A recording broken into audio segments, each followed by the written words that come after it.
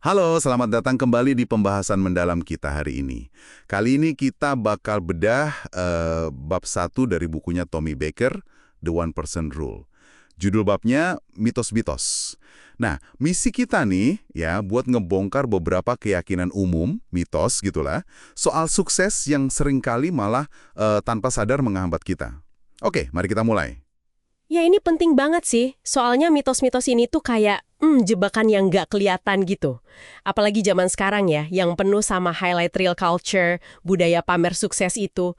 Orang kan nunjukin yang bagus-bagusnya aja. Nah ini bisa bikin ekspektasi kita jadi, wah nggak realistis banget. Jadi sadar akan mitos ini tuh langkah pertama biar nggak kejebak. Betul, Baker tuh mulai dengan mitos ekspektasi yang nyambung banget sama budaya pamer tadi. Dia cerita pengalaman pribadi dia pas mau ke Arizona.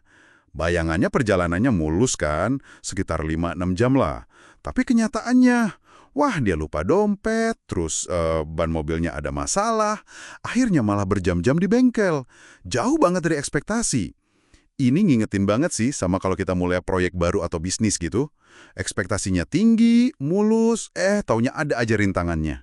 Persis, kita tuh sering banget kejebak ngebayangin garis lurus aja gitu menuju sukses. Mungkin karena lihat gambaran orang lain yang kelihatan sempurna ya.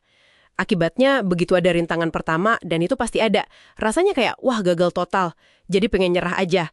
Padahal ya itu mungkin emang bagian normal dari prosesnya. Nah, ini nih yang menarik.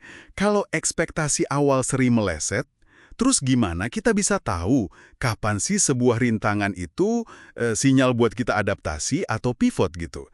Dan kapan kita harus tetap kekeh sama rencana awal? Pertanyaan bagus tuh. Kuncinya sih menurut saya ada di fleksibilitas sama kemauan buat belajar. Coba deh lihat contoh kayak YouTube. Awalnya kan platform kencan video ya, tapi terus adaptasi jadi platform berbagi video kayak sekarang. Atau Instagram, awalnya aplikasi check-in namanya Bourbon. Terus fokus ke fitur bagi foto yang ternyata lebih disukai orang. Mereka tuh nggak kaku sama ide awal. Rencana awal itu kayak hipotesis aja yang perlu dites, bukan peta mati. Nah, poin pentingnya buat Anda nih, mulai aja dulu itu krusial banget. Karena cuma dengan bergerak, Anda bisa dapat data nyata buat mutusin perlu adaptasi apa enggak. Jangan sampai takut nggak sempurna, malah bikin Anda nggak melangkah sama sekali. Oke. Jadi wajar banget ya kalau perjalanan itu nggak selalu mulus. Ini nyambung ke mitos kedua yang dibahas Baker. Mitos tantangan. Idenya tuh pas kita ketemu kesulitan, kita sering salah nangkepnya. Dianggapnya itu tanda kegagalan personal gitu. Baker nyebut ada istilah the long slog between starting and mastery.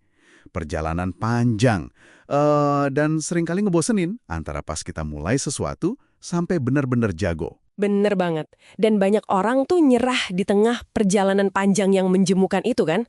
Mereka ngarepnya sukses itu datang gampang aja. Jadi pas tantangan muncul, bukannya dilihat sebagai bagian proses, malah dianggap bukti kalau, wah ini bukan buat gue nih. Atau gue nggak cukup bagus kayaknya. Tapi gimana caranya ya biar kita tetap semangat pas lagi susah banget gitu. Gampang ngomongnya sih, lihat tantangan sebagai data.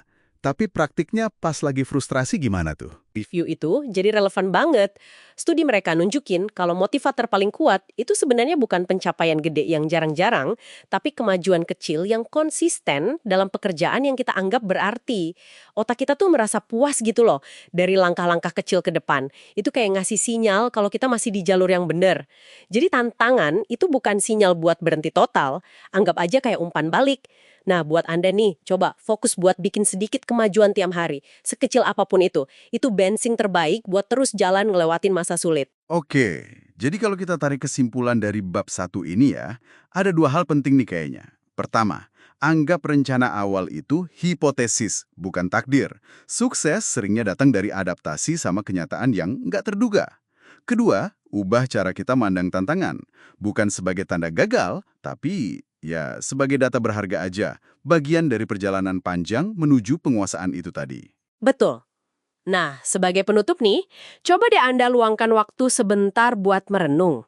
Mengingat mitos-mitos yang tadi kita bahas, ada nggak sih ekspektasi yang nggak realistis, yang mungkin diam-diam lagi nahan langkah Anda sekarang tanpa Anda sadari?